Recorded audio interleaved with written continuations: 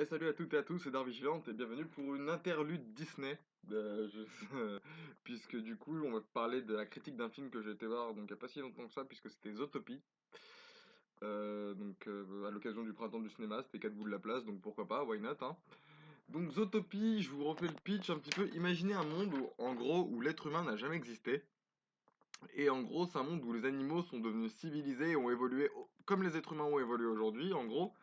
Dans la grande ville de Zootopie, qui serait une métropole comme il en existe tant d'autres, et où prédateurs et proies vivent dans l'harmonie la plus complète totale.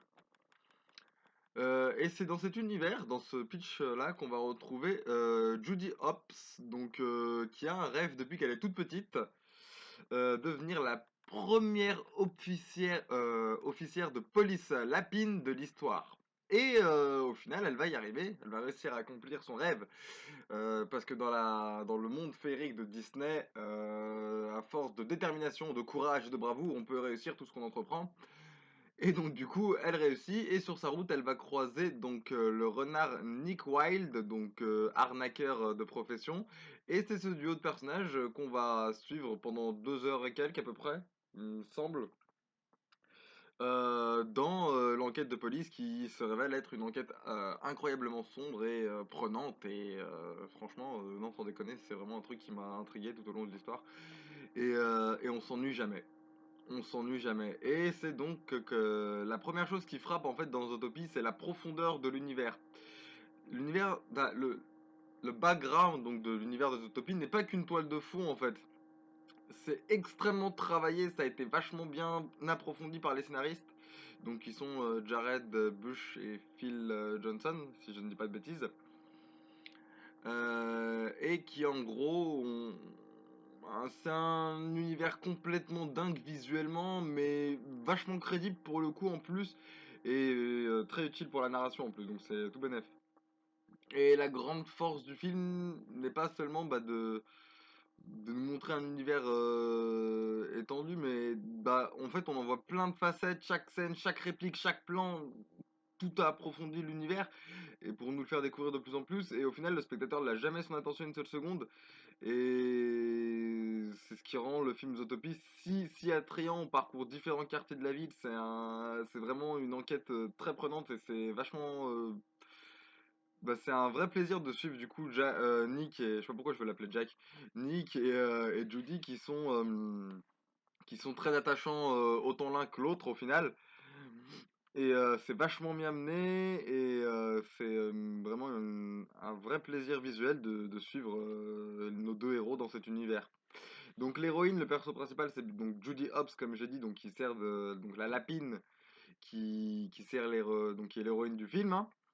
Et elle est bien écrite, bien travaillée, mais celui qui a été le plus préféré, enfin du moins de mon point de vue et de ce que j'ai entendu aussi auprès des enfants que j'ai l'habitude de côtoyer pendant le travail, c'est donc le renard Nick Wilde.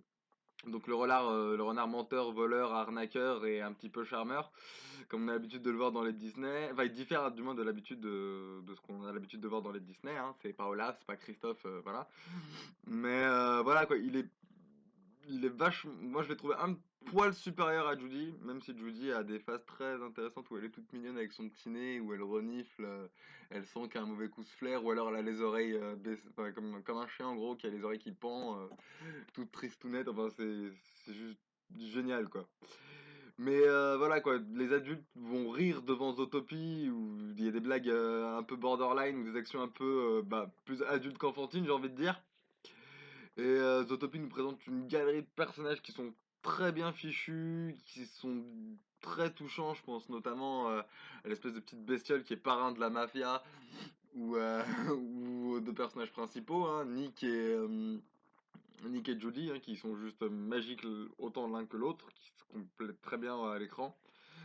Et voilà quoi, c'est très bon, c'est très très bon, c'est touchant, c'est humoristique, c'est prenant, c'est captivant, c'est tout ce que vous voulez, c'est vraiment génial.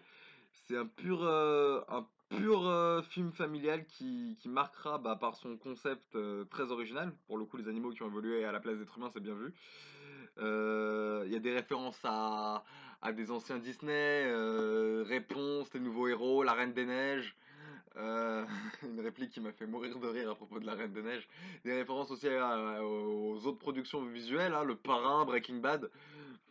Ouais, Le Parrain et Breaking Bad, je sais, ça peut paraître ouf, mais voilà quoi. Puis le thème musical, le titre c'est Try Everything, donc essaye tout en gros, qui est interprété par Shakira. Il est juste génial quoi. Et tout au long du film, on suit Nick et Jodie dans leur enquête, donc un bon vieux polar des familles, hein.